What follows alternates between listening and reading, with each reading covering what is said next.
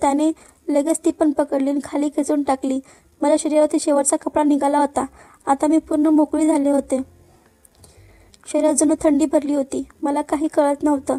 माझं भोक दिसताच विजयने लगेच माझे पाय फाकवले आणि समोर उभं राहून त्याने त्याचं तोंड माझ्या भोकावर टेपवलं.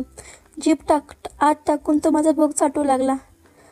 भोकाला विजयची जीभ लागताच मी आता स्वतःला पूर्णपणे त्याला सोपवलं होतं. आता हे सर्व मला खूप आवडू लागलं होतं. विजयने भोक चाटत त्याचा शर्ट काढून टाकला.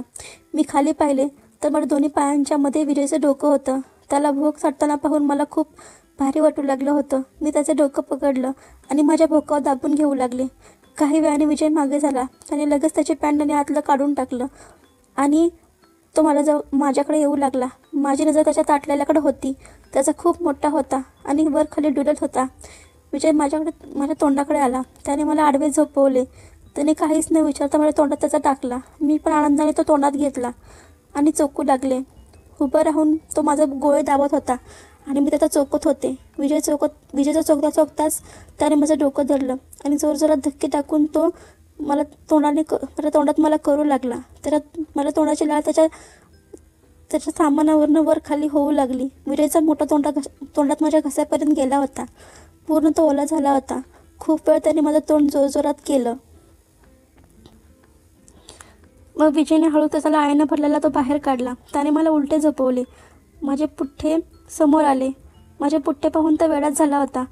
त्याने पृष्ठभागावरती आपलं तोंड ठेवलं आणि चुंबू लागला. वेड्यासारखं आपलं तोंड माझ्या मागच्या भोकावर घासू लागला आणि जिभेनं माझं मागचं भोक चाटू लागला. मग त्याने मला सरळ झोपवलं. तो माझ्या पायाजवळ आला. दोन्ही पाय माझे खेचले आणि माझे पृष्ठभाग बरोबर बेडच्या टोकावर आणले. माझे दोन्ही पाय फाकवले, खांद्यावर घेतले. मी खाली पाहिले तर माझे पाय फाकले होते. विजय हळूहळू त्याचा माझ्या भोकात घुसवत होता. मला कळले की त्याने बेडवर असा बनवला आहे की त्याला उभं राहून करता येईल.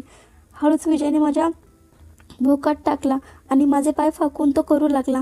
माझ्या शरीराचं पाणी होऊ लागलं होतं. दुसऱ्या माणसाचा मी एवढा माझ्या भोकात घेतला होता. त्यात विजयचा खूप मोठा होता. माझ्या नवऱ्यापेक्षाही मोठा होता. मला एक वेगळाच आनंद मिळू लागला होता. विजय आता पूर्ण जोशमध्ये होता. त्याने जोरजोरात दणके द्यायला सुरुवात केली. काही वेळाने त्याच्या दणक्याने माझं पाणी निघालं. विजय अजूनही सुरूच होता. माझं भोक चिकट झालं होतं. विजयने घट्ट करत माझ्या मांड्या फाकवल्या आणि जोरजोरात तो आत बाहेर करू लागला. त्याचा आवाज येऊ लागला. काही वेळाने विजयनं पाणी सोडलं. तो हळूहळू आत बाहेर करत त्याने तो बाहेर काढला आणि मागे झाला. तो खूप थकला होता. मी त्याच्याकडे पाहिलं तर तो त्याच्यावरून तो पूर्ण वेडा झाला होता. तो पूर्ण भरलेला होता. काही वेळाने असेच पडून मी राहिले. मग उठले आणि आपले कपडे घालू लागले. विजयने पण आपले कपडे घालून घेतले. दोघं पण एकमेकांना पाहून खुश होतो. माझं मन तृप्त झालं होतं. मी निघताना विजयने मला घट्ट मिठी मारली आणि परत एकदा माझ्या ओठांवरती चुंबू लागला. त्याने मला एक गर्लफ्रेंडप्रमाणे वागवले. मी घरी पोचले. घरी जाऊन एक मनात वेगळी शांती निर्माण झाली होती. हा वेगळाच अनुभव होता. त्यानंतर मी विजय बहुतेक वेळा केलं. मी विजयला द्यायचे करायला आणि त्या बदल्यात तो मला फुकटमध्ये ट्रीटमेंट देऊ लागला होता.